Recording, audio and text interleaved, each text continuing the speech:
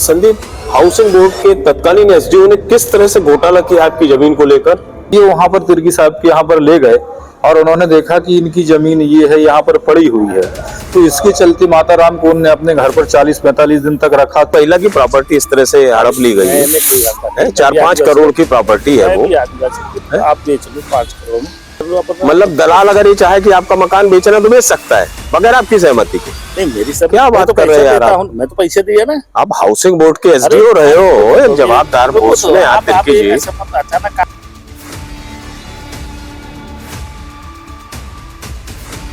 नमस्कार, मैं हूं ब्रजेंद्र मिश्रा, आप देख रहे हैं न्यूज़ ट्रैप ऑनलाइन।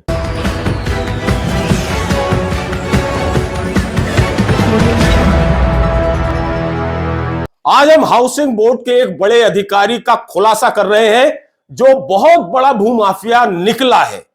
इस हाउसिंग बोर्ड के इतने बड़े अधिकारी ने एक बूढ़े आदिवासी की जमीन किस तरह से हड़पी, किस तरह से फर्जी वसीयत बनाकर रजिस्ट्री कराई, किस तरह से उस बूढ़े आदिवासी के वारिसानों की आंखों में धूल झोंकी और करोड़ों की जमीन हड़प ली।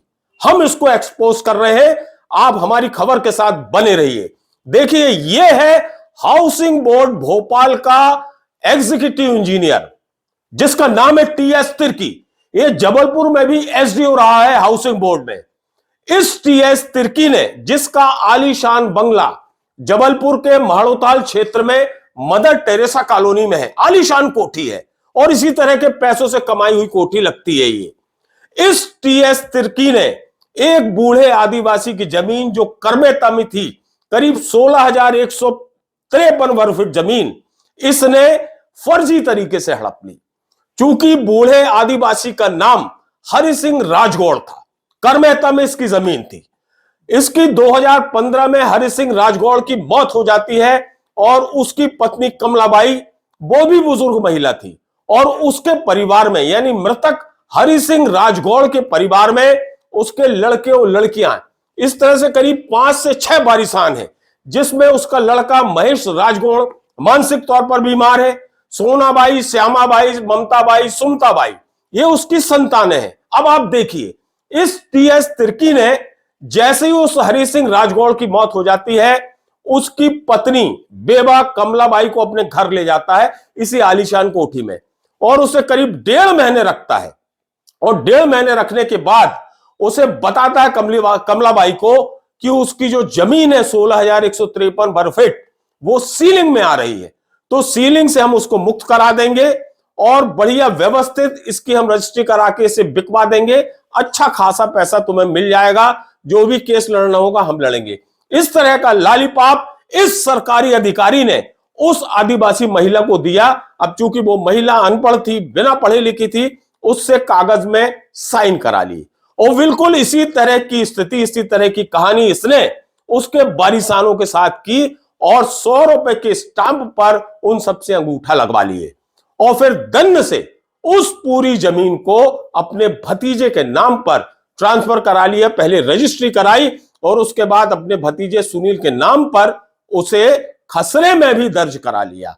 अब हम सबसे पहले आपको सुनवा रहे हैं कि जो हरि सिंह राजगौड़ था, उसका नाती, उसे जब पता चलता है कि हाउसिंग बोर्ड के इस अधिकारी ने उसके नाना के साथ इस तरह से फर्जीवाड़ा किया है, तो वो एकदम से चौंक जाता है और वो इसकी शिकायत SC/ST आयोग के समक्ष करता है। जरा सुनिए ये संदीप ठाकुर क्या बता रहा है कि किस तरह से इस टीएस तिर्की ने उसके नाना के साथ धोखा किया। जरा सुनिए आप।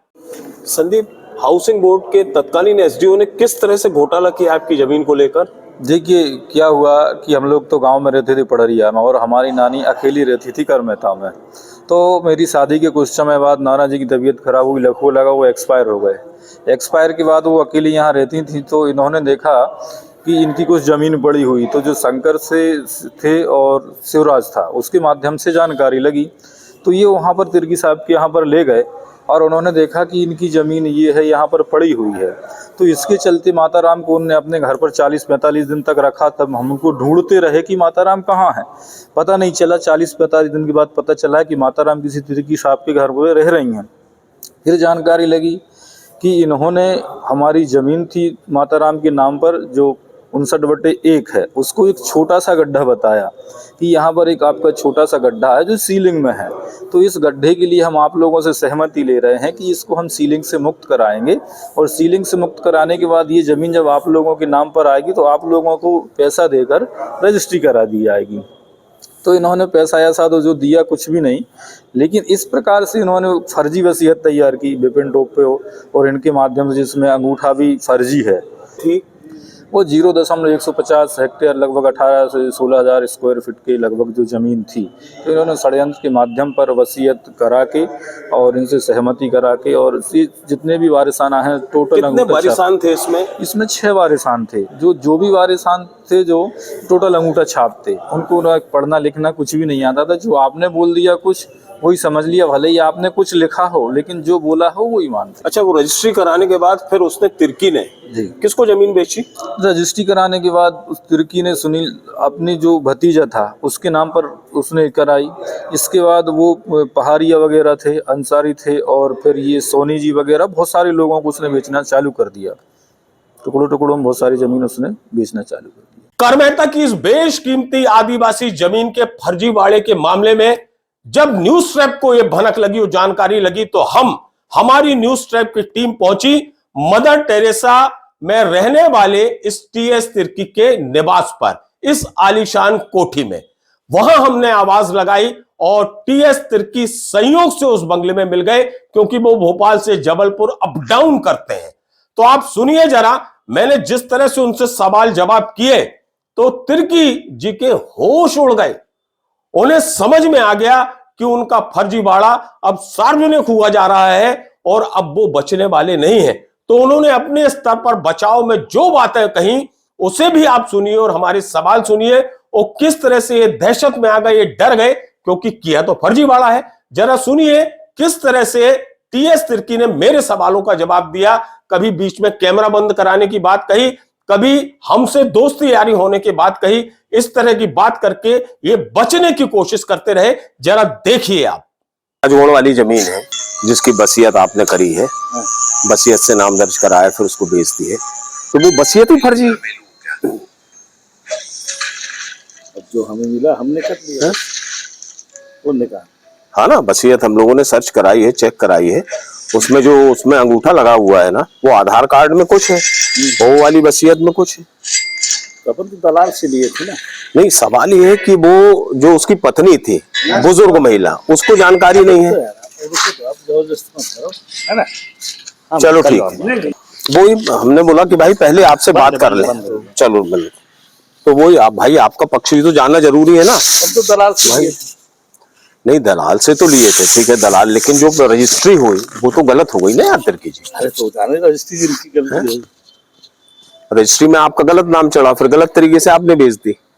अरे यार, 16,000 स्क्वायर फीट जमीन है। हमने गलत तरीके से आपको एक रोटी मिल गई, आपने खा लिया, हमें मिला हमने खा लिया, हमें अच्छा लगा, सही लगा तो हमने ले लिया, हमने बेच दी, इतनी तो है। नहीं, लेकिन जब आपने नाम चढ़वाया है, मतलब रजिस्ट्री कराई है, तो उनसे जो साइन कराए थे कमलाबाई से, जो उनकी पत्नी है, वो क्या कह के कराए थे? नहीं, वो तो देखो, वो सब तो वकील लोग करते हैं ना, हम तो नहीं कराए। नहीं, केस लड़ने की बात कही थी क्या आपने उनसे कि हम आपको उसमें साइन कर दो? नहीं, कभी नहीं कहा। उनके जो वारिसान है उनको कोई सहमति नहीं है।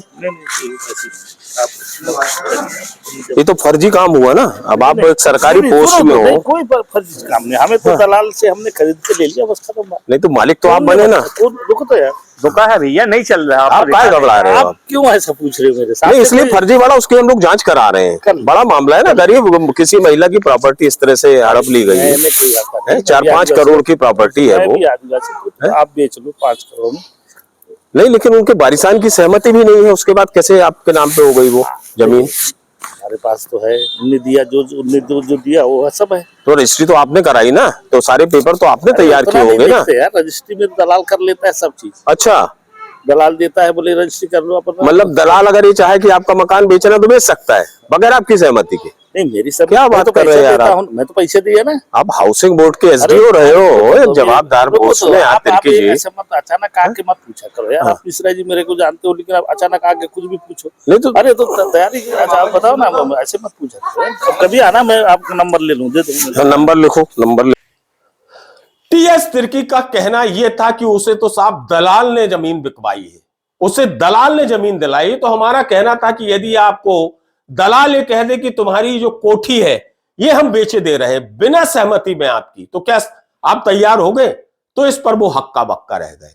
बहरहाल ये जो मामला है ये SC ST आयोग से लेकर आधारताल SDM के पास पहुंच चुका है और आधारताल SDM पंकज मिश्रा ने इस टीएस तिर्की को नोटिस जारी करके उस फर्जी वसीयत को तलब किया है।